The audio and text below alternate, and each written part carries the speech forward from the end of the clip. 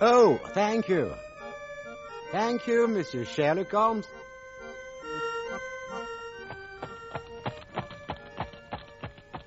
La radiodiffusion télévision française vous présente Les Enquêtes de Sherlock Holmes, une production de Maurice Renaud réalisée par Abderrizquer d'après l'œuvre de Sir Arthur Conan Doyle. Aujourd'hui, l'aventure du pied du diable.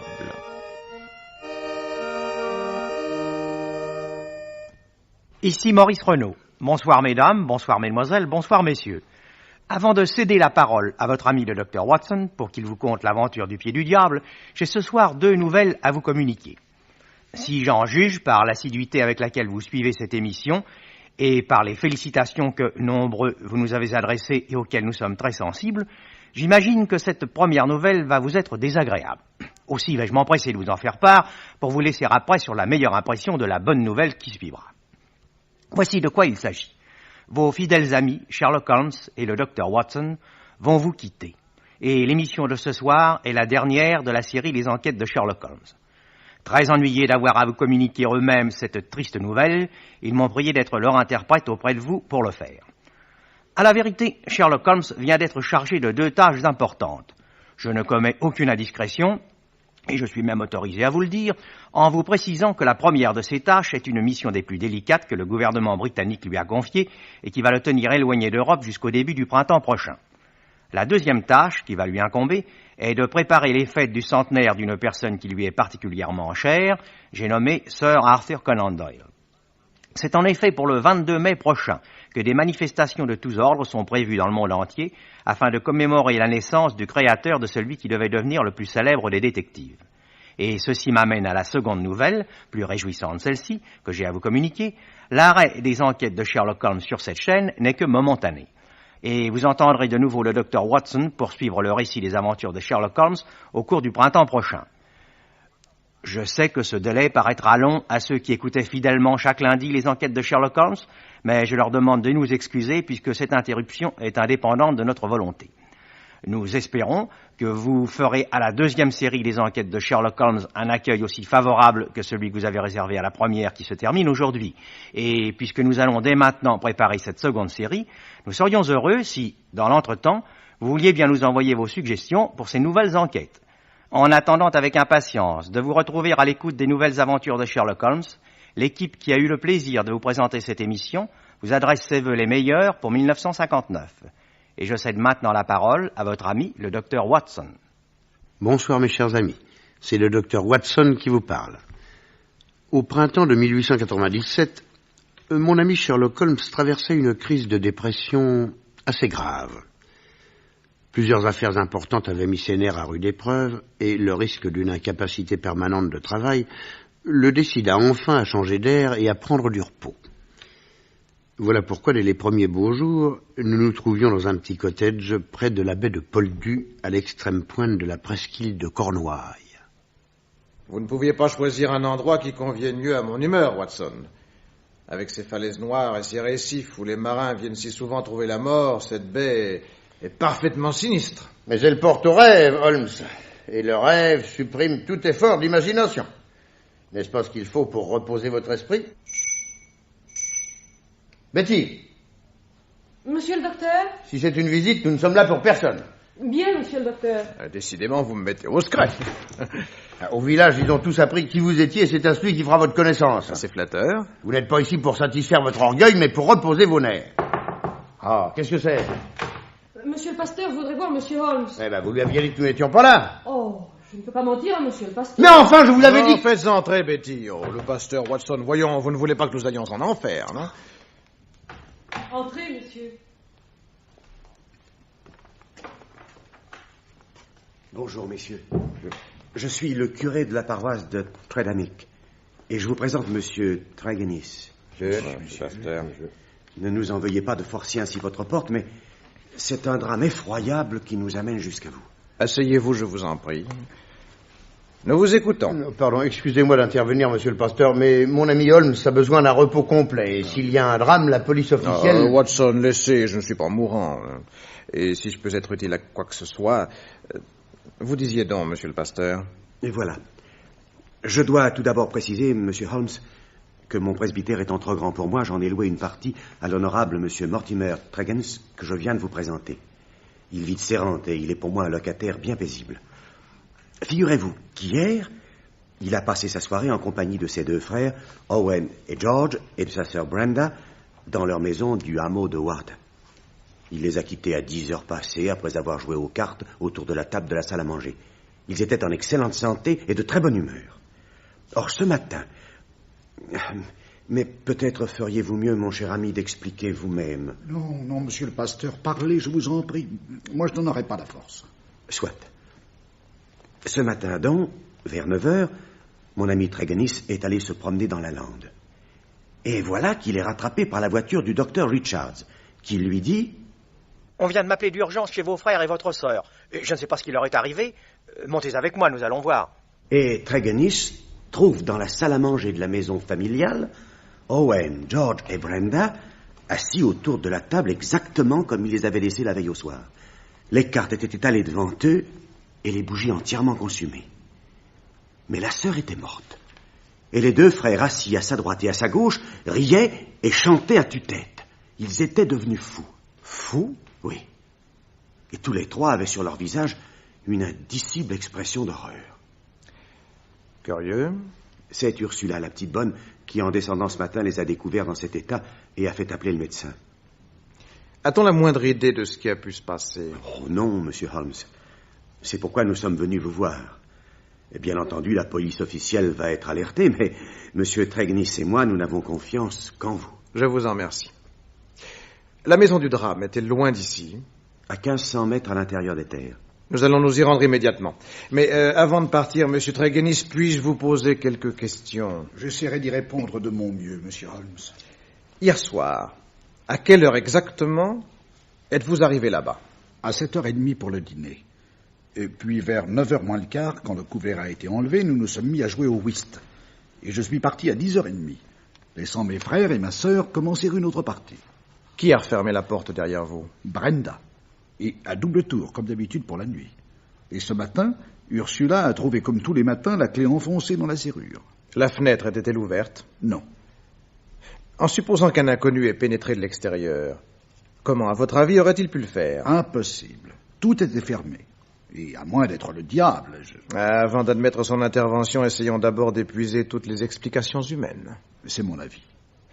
En ce qui vous concerne, monsieur Tregenis, je crois comprendre que vous étiez plus ou moins séparés de votre famille, puisque eux vivaient ensemble et que vous habitiez ailleurs. Oui, monsieur Holmes, bien que la cause de cette séparation remonte à un passé déjà lointain. Nous sommes d'une famille de mineurs d'étain. Nous avons vendu notre entreprise à une compagnie et nous nous sommes retirés avec assez d'argent pour assurer nos vieux jours. Cependant, le partage a donné lieu à certains dissentiments qui se sont prolongés pendant quelque temps. Mais depuis, nous avons passé l'éponge et nous sommes redevenus les meilleurs amis du monde. Bien. Réfléchissez encore à la soirée d'hier. Ne voyez-vous rien qui puisse jeter une lueur sur cette tragédie? Non. Non, je ne vois rien. Ah, si, peut-être. Quand nous étions assis autour de la table, je tournais le dos à la fenêtre et mon frère Georges lui faisait face. À un moment donné, je l'ai vu regarder fixement par-dessus mon épaule, si bien que je me suis retourné. Le store est élevé, et j'ai aperçu au dehors quelque chose qui se déplaçait. Un homme ou un animal, j'aurais été incapable de le dire. Georges également. Vous avez ouvert la fenêtre? Oui, tout de suite, mais la chose avait déjà disparu. Nous avons pris cela très gaiement, invoquant ce qu'on appelle l'hallucination collective, et quand je les ai quittés, nous n'y pensions même plus. Mmh. Et le médecin, qu'a-t-il constaté tout à l'heure? Que la mort de ma sœur Brenda remontait à 6 heures au moins. Il n'a relevé aucune trace de violence. Elle était penchée de côté, sur un bras de son fauteuil, et il y avait dans son regard une épouvante qui nous a impressionnés au point que le docteur est tombé lui-même à demi évanoui. Ursula et moi, nous l'avons fait sortir dans le jardin. Peu à peu, il a retrouvé ses esprits, et aussitôt, il est allé télégraphier à l'asile pour qu'on vienne chercher mes frères qui continuaient à pousser des cris inarticulés. C'était affreux. Je vous remercie. Maintenant, si vous voulez me montrer le chemin, nous allons nous rendre tout de suite à Wartown. Une demi-heure plus tard, nous arrivions à la maison du drame. Une voiture de l'asile était là. Il ne fallut pas moins de 4 hommes pour emmener les 2 forcenés.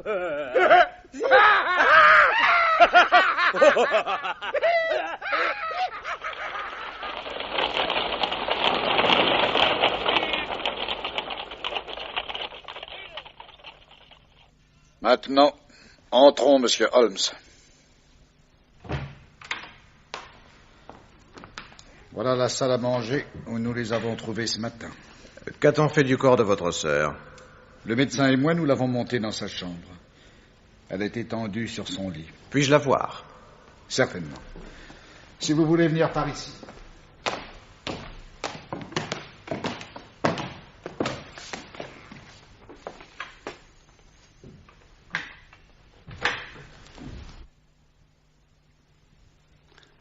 Mais elle était encore très jeune. Oui, 27 ans. Et si belle. Elle était le portrait vivant de notre mère. Qu'en pensez-vous, Watson? Si mon confrère n'a relevé aucune trace de violence, elle est probablement morte d'une embolie. Avait-elle le cœur fragile? Non, absolument pas. De toute façon, elle est comme ses frères, la victime de mêmes phénomènes mystérieux. Un poison, peut-être. Dans ce cas, vous seriez morts tous les 4. Tous les 5, veux-je dire, car il y a aussi Ursula. À propos, où est-elle? Je ne l'ai pas encore vue, Ursula. Elle s'est enfermée là-haut, dans sa chambre. Impossible de l'en faire sortir, tellement elle a été impressionnée par le spectacle de ce matin. Oui. Montons la voir.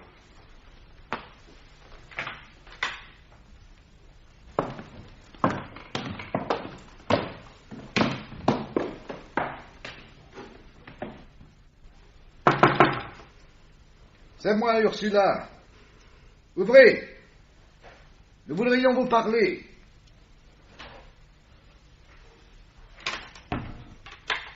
Monsieur. Bonjour, Ursula. Oh mon Dieu. Oh, allons, calmez-vous. Je n'avais jamais vu de morte. Je vais m'en aller, j'ai peur. Voyons, quel âge avez-vous, Ursula? 18 ans. Où sont vos parents? Ils habitent au village. Eh bien, ce soir, vous irez coucher chez eux. Pour le moment, répondez-moi, cette nuit, n'avez-vous pas été réveillé par un bruit quelconque ou par un cri? Non, monsieur. Mais vous savez, moi, il faudrait beaucoup de bruit pour me réveiller. À quelle heure vous êtes-vous couché? À 9h. Et c'est ce matin, en descendant, que je les ai vus tous les 3 dans la salle à manger. Oh, c'était affreux. J'ai été sur le point de me trouver mal. J'ai eu juste le temps de sortir. L'air frais m'a fait du bien. Mais depuis, j'ai un mal de tête, ça me bat. Oui, c'est l'émotion, ça passera. La porte d'entrée était bien fermée à double tour. Oui, comme d'habitude. C'est vous qui avez prévenu le docteur? J'ai envoyé le petit de la ferme. Oh, mais je n'oserais plus entrer dans la maison. Mademoiselle qui était morte et ses frères qui criaient. C'était horrible. Allons, ne pensez plus à tout ça. Dites-moi encore, Ursula, ces derniers jours, vos maîtres n'avaient-ils pas eu une grande contrariété? Oh non. Non, ils étaient bien gais comme d'habitude. Je vous remercie. Sherlock Holmes descendit au jardin et en examina soigneusement le sol. Mais les allées étant garnies de gravier, il ne put relever aucune empreinte de pas. Il réfléchit longuement, et tout d'un coup, il rentra dans la maison pour regarder de près le plancher, le plafond et la cheminée. Dites-moi, monsieur Tregennis, hier soir, le feu était-il allumé? Oui, parce qu'il faisait froid et assez humide. C'est juste, nous ne sommes qu'au mois d'avril.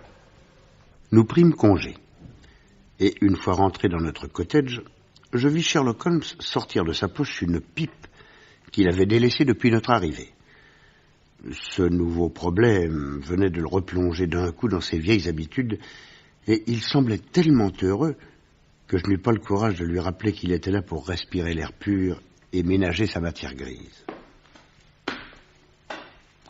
Il allait et venait, les sourcils froncés, et il m'oublia si bien que je pris un livre sans plus m'occuper de lui.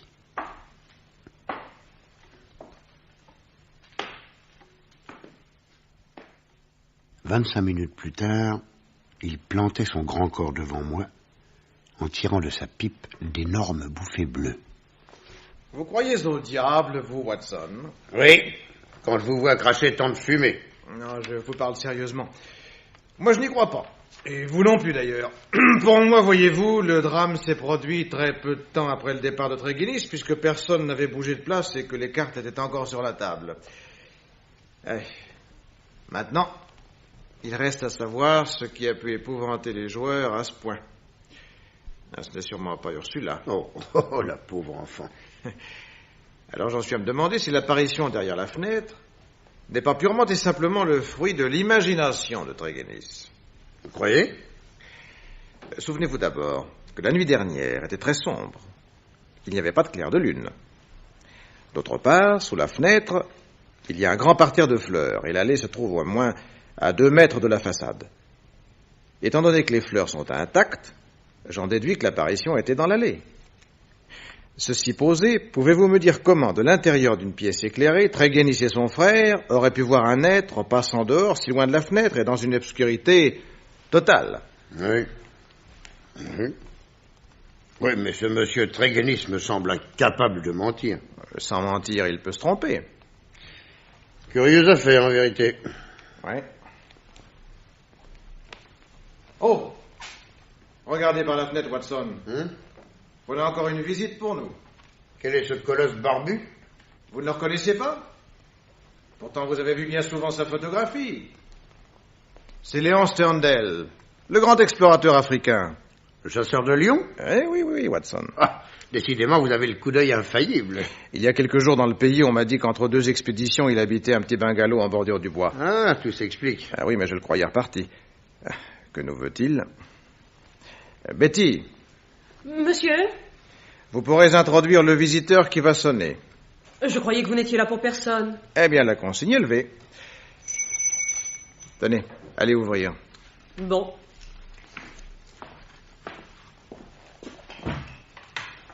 Bonjour, monsieur. Je voudrais parler à monsieur Sherlock Holmes. Par ici. Monsieur? Bonjour, monsieur Sterndale. Comment? Vous me connaissez? Êtes-vous étonné que votre gloire soit venue jusqu'à nous? Je m'en préoccupe si peu. Je vous présente mon ami, le docteur Watson. Docteur. Je viens vous voir, monsieur Holmes, au sujet du drame de cette nuit. Par ma mère, les Treguinis sont un peu mes cousins. Et ce qui leur est advenu m'a profondément bouleversé. J'étais arrivé hier soir à Plymouth. Je devais m'embarquer pour l'Afrique quand j'ai appris la nouvelle. Alors j'ai sauté dans une voiture. 6 kilomètres, c'était bien peu de choses à faire. Et me voilà, monsieur Holmes, prêt à aider les enquêteurs. Et vous manquez votre bateau pour cela? Je prendrai le suivant. Vos bagages étaient à bord? Une partie seulement, le reste est à l'hôtel. Mais cette histoire n'est pas encore parue dans les journaux. Comment l'avez-vous apprise? On m'a envoyé un télégramme. Qui ça? Permettez-moi de ne pas vous répondre. Si vous n'avez pas confiance en moi, monsieur Sterndale, je me demande pourquoi vous êtes ici. C'est juste. Après tout, je ne vois pas pourquoi je vous le cacherai. C'est le pasteur Round qui m'a télégraphié. Ah? Où en êtes-vous de l'enquête, monsieur Holmes? J'espère voir clair un jour ou l'autre, mais il m'est impossible de vous dire quand. Vos soupçons s'orientent-ils au moins dans une direction nettement déterminée? Je ne peux encore rien vous préciser. Vraiment? Vraiment. Dans ce cas, je n'insiste pas. Au revoir, monsieur. Visiblement dépité, le chasseur africain nous quitta sur ces mots. Et Sherlock Holmes sortit quelques minutes après lui. Je ne le revis que le soir. La nuit était déjà tombée depuis longtemps. Il se jeta dans un fauteuil et ouvrit un télégramme qui l'attendait. C'est le directeur du Plymouth Hotel qui me répond. Le pasteur m'a dit que c'est là qu'était descendu Sterndale. Et j'ai aussitôt télégraphié pour savoir si notre explorateur y a bien dormi la nuit dernière. Et s'il a réellement laissé s'en aller une partie de ses bagages pour revenir suivre l'enquête. Réponse, tout est exact. Mais pourquoi tient-il tant à connaître la suite des événements? Ah, c'est bien ce qui m'intrigue.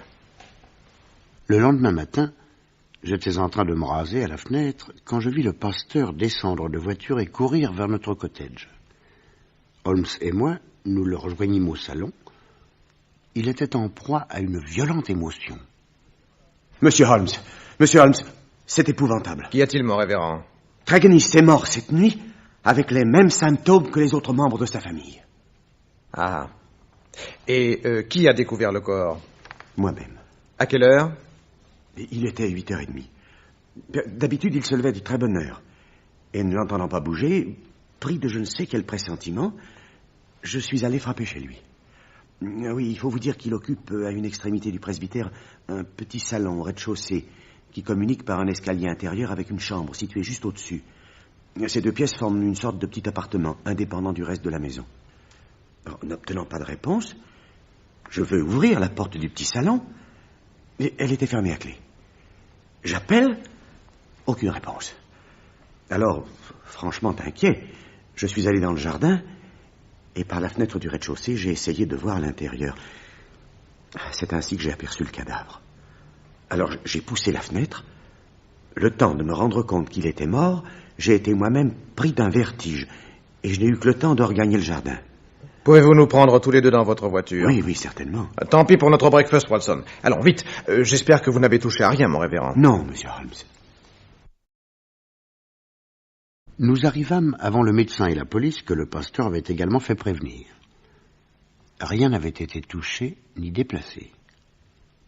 Le cadavre était là, assis dans le salon, le visage déformé par la même expression d'épouvante que nous avions vue à sa sœur. Nous étions entrés par la fenêtre. Bien qu'elle fût restée ouverte depuis le départ du pasteur, il régnait encore dans la pièce une horrible odeur de renfermé. La clé avait disparu. Impossible d'ouvrir la porte. Nous dûmes l'enfoncer pour établir un courant d'air. Cela fait, Sherlock Holmes examina le cadavre. Vous voyez, ses membres sont tordus et ses doigts retournés. Visiblement, il s'est habillé en hâte. Il est en robe de chambre et ses cheveux en broussailles indiquent clairement qu'il devait dormir. Il a dû être appelé par quelqu'un au milieu de la nuit. Avez-vous entendu quelque chose, mon révérend? Non. Ma chambre et celle de ma servante sont à l'autre bout de la maison. Dès lors, Sherlock Holmes déploya une étonnante activité. Il était comme un chien courant qui a levé son gibier.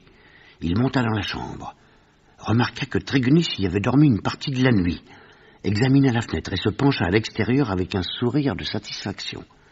Puis il redégringola l'escalier, sortit par la fenêtre, examina le sol du jardin et remonta 4 à 4 dans la chambre, avec la fièvre du chasseur à qui sa proie ne peut plus échapper.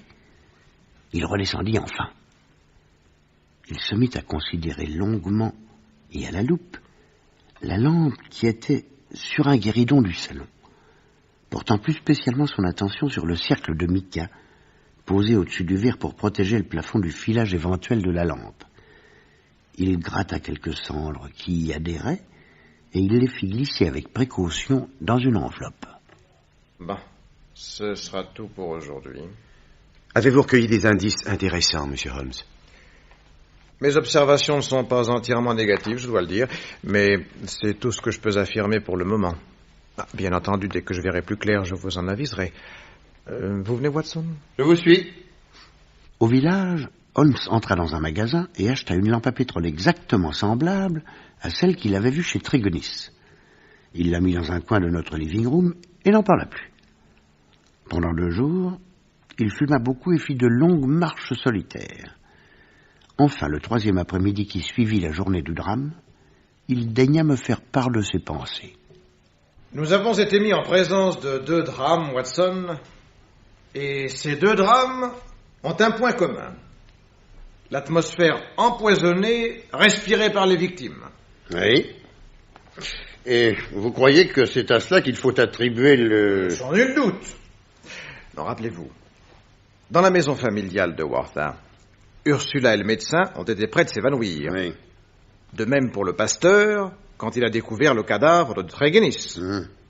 Dans les 2 cas également, il y a eu combustion lente chez les uns dans la cheminée et chez l'autre par la lampe que nous avons trouvée sur le guéridon du petit salon. Oui. Pour moi, il y a une intime corrélation entre ces combustions, les atmosphères suffocantes et la folie ou la mort des 4 victimes. Oui. Tous les faits confirment la théorie d'un poison qui aurait accompli son œuvre par combustion. Fort de ce raisonnement, j'ai longuement cherché dans le salon de Trégunis pour découvrir un dépôt éventuel de ce poison, et c'est sur le cercle de mica, fixé au-dessus du verre de lampe, que j'ai trouvé des cendres légèrement floconneuses, frangées d'une poudre jaunâtre qui n'avait pas encore été consumée. J'en ai pris la moitié et je l'ai placé dans une enveloppe. Ah. Mais pourquoi la moitié seulement? Parce que je ne me reconnais pas le droit de priver la police officielle des éléments dont je disposais moi-même. Maintenant, Watson, je voudrais me livrer avec vous à une ultime expérience. Je vous vois venir. Cette lampe que j'ai achetée avant-hier, nous allons l'allumer. Oui. J'ai placé le contenu de mon enveloppe sur le disque de mica qui se trouve au-dessus du verre, et nous allons voir si ma théorie est bonne ou mauvaise. Nous prendrons tout de même la précaution d'ouvrir la fenêtre pour éviter le décès prématuré de 2 membres distingués de la société britannique. Et vous vous asseoirez près de la fenêtre ouverte.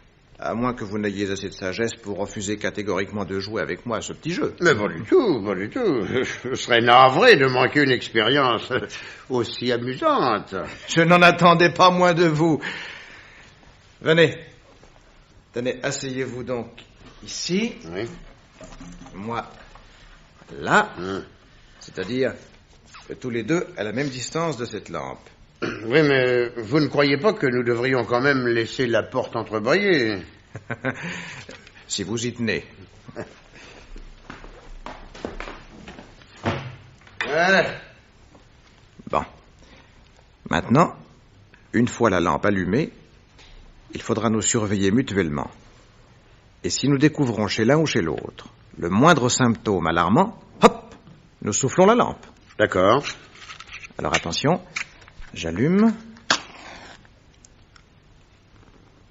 Voilà. Maintenant, je m'assieds en face de vous et je guette vos réactions avec le plus grand intérêt, mon cher Watson. Je n'ai pas eu longtemps à attendre. Mes narines perçurent aussitôt une odeur de musc, lourde et subtile à la fois. Et dès ma première inspiration, je perdis tout contrôle des réactions de mon cerveau. Que voyez-vous, Watson?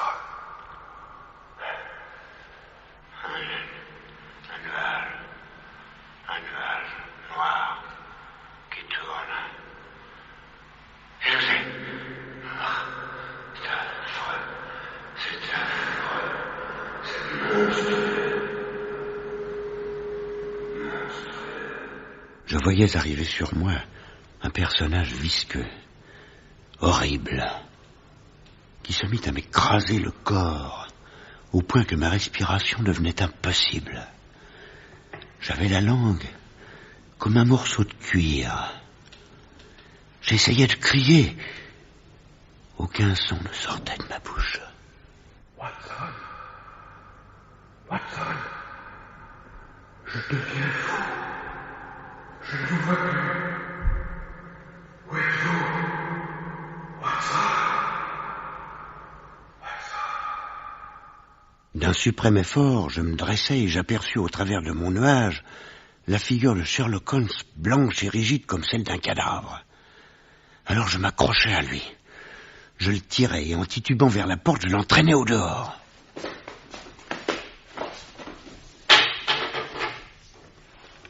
Nous tombâmes l'un à côté de l'autre sur la pelouse. Et il fallut 1 heure, peut-être davantage pour que l'air pur nous libère des miasmes mortels dont nos poumons étaient imprégnés. Quand nous ouvrîmes les yeux, un soleil magnifique resplendissait.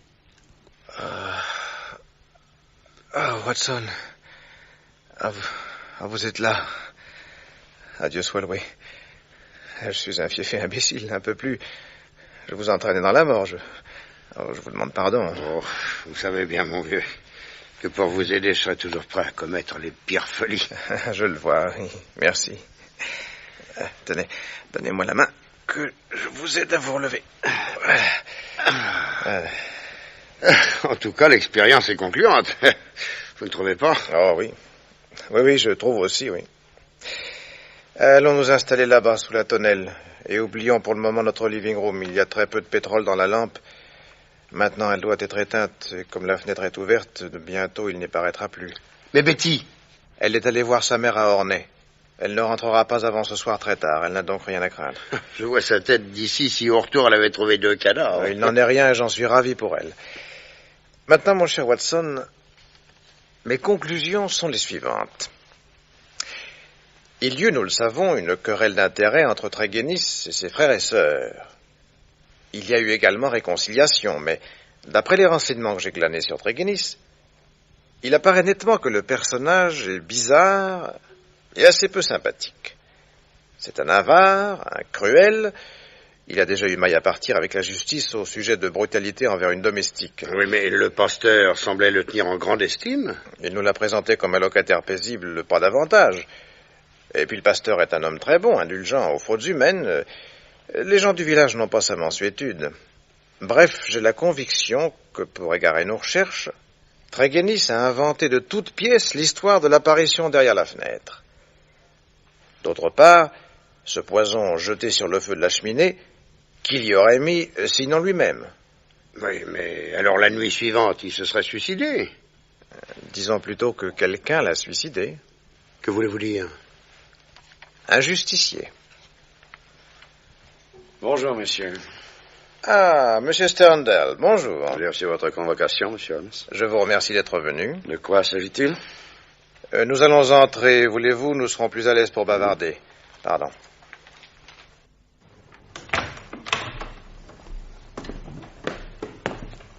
Entrez, voulez-vous? Asseyez-vous. Eh bien, monsieur Sterndale, il s'agit du meurtre de monsieur Tregennis. Vous avez pu faire la lumière sur les 2 drames? Oui, mais le dernier vous intéresse tout particulièrement. Pourquoi? Parce que c'est vous l'assassin de monsieur Tregennis. Qu'est-ce que vous dites? Vous avez fort bien entendu. Mais vous bluffez. La plupart de vos succès proviennent d'un don prodigieux du bluff. Je vais vous prouver le contraire. Écoutez-moi bien. Primo, vous avez laissé expédier pour l'Afrique une partie de vos bagages et vous êtes revenu ici. Un esprit de famille aussi vivement manifesté pour des cousins éloignés ne m'a pas paru très convaincant. Vous conviendrez qu'une déduction aussi logique n'a rien à voir avec le bluff. Secondo, vous êtes venu me demander sur qui portaient mes soupçons. J'ai refusé de vous répondre. Alors, vous êtes allé au presbytère. Comment le savez-vous? Je vous ai suivi. Mais je ne vous ai pas aperçu. C'est à quoi doivent toujours s'attendre les gens que je prends en filature. Bref, en vous arrangeant pour n'être vu de personne, vous examinez les fenêtres de votre cousin Tregennis. Puis vous rentrez chez vous. Vous arrêtez un plan d'action et vous l'exécutez dès le petit jour. Vous sortez de chez vous, vous remplissez vos poches d'un petit gravier rougeâtre qui jonche le sol près de votre grille, puis vous allez au presbytère, chaussé de ces souliers de tennis que vous portez actuellement. Le dessin de vos semelles est facilement reconnaissable. Vous lancez plusieurs poignées de gravier contre les volets de la chambre de votre cousin, il se montre, et vous lui faites signe de descendre au salon. Il vient avec sa lampe et vous ouvre la fenêtre, car c'est par là que vous voulez entrer, afin de n'éveiller personne d'autre dans la maison.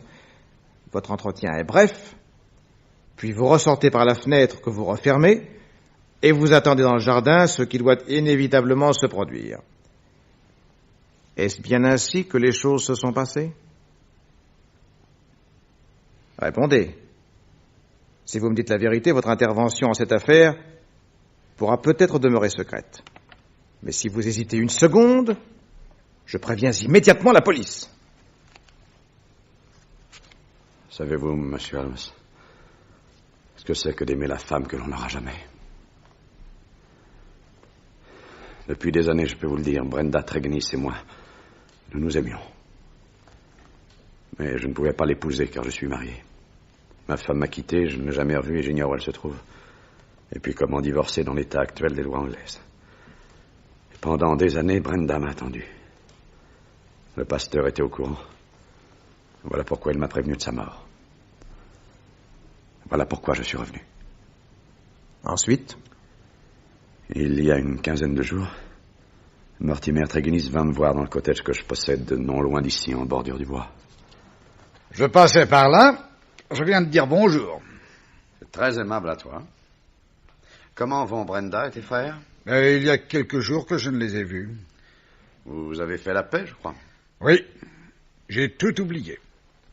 Mes intérêts ont été lésés, il serait vain de continuer à discuter là-dessus. Mais ce n'est pas pour une question d'argent que je vais me fâcher avec ma famille. Parlons plutôt de toi. Sais-tu que ta maison devient peu à peu un véritable musée africain? Tu devrais permettre qu'on la visite, en faisant payer, naturellement. Je suis sûr qu'on viendrait de loin pour admirer ces peaux de bête, ces armes et ces statues d'ébène. Oh, qu'est-ce qu'il y a dans ces petites boîtes? Des poisons. Oh, Radix pedis diaboli. Mais dis-moi, si j'ai encore quelques connaissances de latin, cela veut dire racine de pied du diable? Exactement. Cette racine a la forme d'un pied moitié d'homme, moitié de bouc. Le douce nom fantaisiste qui lui a été donné par un missionnaire. Elle est utilisée comme poison de châtiment par les sorciers dans certaines régions de l'Afrique occidentale.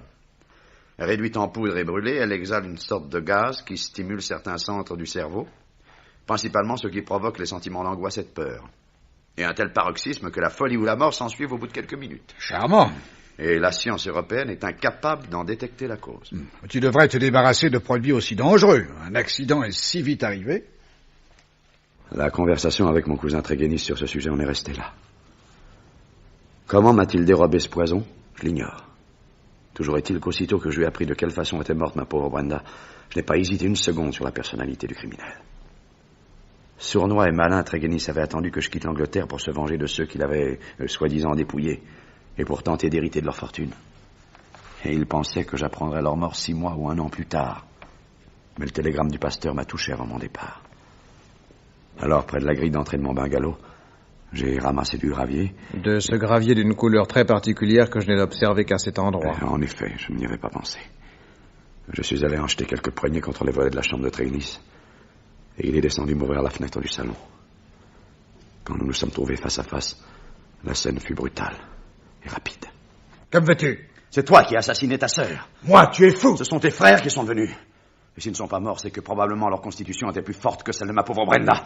Tu m'as volé, n'est-ce pas? Qu'est-ce que je t'ai volé? Le poison que tu as vu chez moi l'autre jour. C'est pas vrai. Menteur, avoue tout de suite ou je t'étrangle. Non, je ne veux pas. Oui, c'est moi. Si c'est toi qui as tué. Oui, laisse-moi. Crapule. Eh bien, à ton tour, tu vas mourir. Oh. Ce qui me reste de la poudre du diable va être pour toi. Oh non, pas ça, pitié. Tiens. Il y avait dans son regard une telle lâcheté que je l'ai frappé au visage, malgré moi dans une brusque réaction de dégoût. Il est tombé évanoui. Messieurs, j'ai passé une grande partie de mon existence dans un pays où on applique sa propre loi parce qu'il n'y en a pas d'autre. En justicier convaincu d'agir pour le bien d'une communauté, j'ai souvent exécuté des assassins par ma propre main, et je savais que Dieu me donnait raison. Ici, j'ai agi de même. J'ai appliqué à Tregenis la peine du talion. J'ai versé sur la lampe ce qui me restait de la poudre mortelle. J'ai fermé la porte à clé, puis la fenêtre, après être sorti. Et j'ai attendu dans le jardin que justice fût faite. Voilà. Mes sentiments sont purs. Faites de moi ce que vous voudrez. Je n'ai pas peur de la mort. Vous avez été sincère, je vous en félicite. Avant de venir ici, quelles étaient vos intentions? Continuer en Afrique l'œuvre de civilisation que j'y ai commencée. Allez. Moi, du moins, monsieur Sterndale, je ne vous en empêcherai pas. Merci. Sterndale se leva, il s'inclina gravement et s'éloigna. Nous ne l'avons plus jamais revu. Et quelques années plus tard, nous apprenions qu'il avait contracté la lèpre en soignant des malades et qu'il en était mort. Ainsi se terminait, mes chers amis, cette étrange aventure du pied du diable.